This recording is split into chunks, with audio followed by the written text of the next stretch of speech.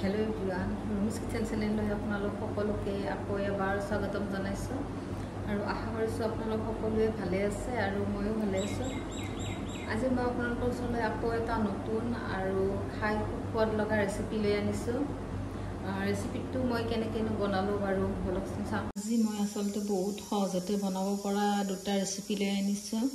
তাৰ কাৰণে মই এটা স্কচ আৰু এটা আলু ধুনীয়াকৈ বাকলি গুচাই ধুই সৰু সৰু টুকুৰা কৰি কাটি লৈছো আৰু অলপ মচুৰ দাইল তিয়াই থৈ দিছিলো, এইখিনি ভালদৰে পিচি লৈছো।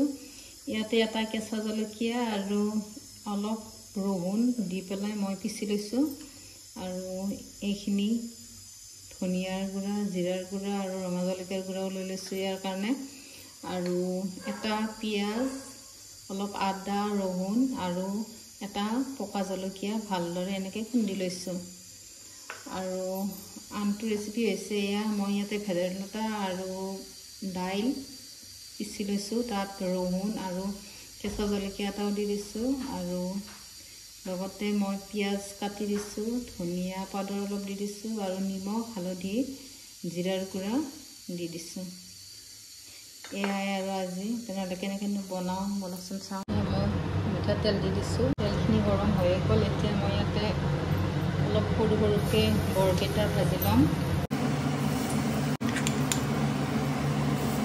বৰকেইটা মোৰ ভজা হৈ গ'ল, এইকেইটা এতিয়া উঠাই ল'ম।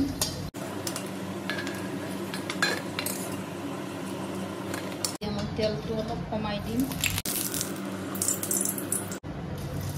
শুকান জলকীয়া এটা আৰু জিৰা কেইটামান দি দিছোঁ।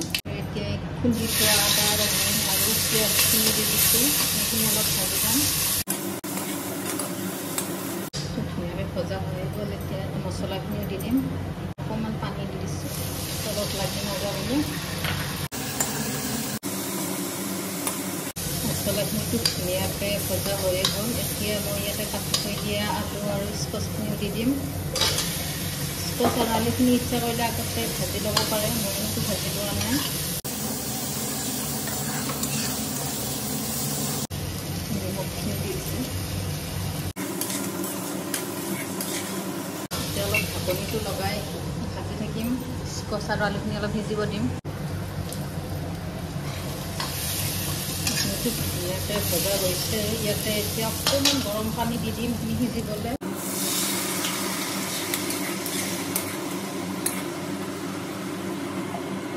আৰু এইফালে মই পকৰীকেইটাও বনাই আছোঁ।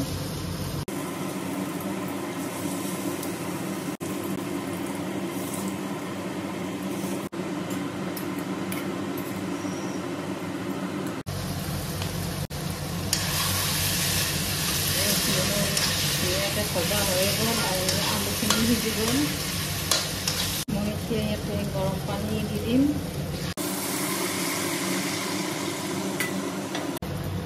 এইখিনি পানী দি দিছোঁ। তৰকাৰীটো খুব ধুনীয়াকৈ উতল আহিছে আৰু এতিয়া মই ভাজি থৈ দিয়া দাইলৰ বৰকেইটাও দি দিছোঁ। ভিডিঅ'টো চাই যদি ভাল লাগিল কমেণ্ট এটা কৰি দিব আৰু প্ৰথমবাৰলৈ যদি মোৰ ভিডিঅ'টো চাইছে তেনেহ'লে মোৰ চেনেলটো ছাবস্ক্ৰাইব কৰি দিব। অকণমান গৰম মছলা দি দিছোঁ।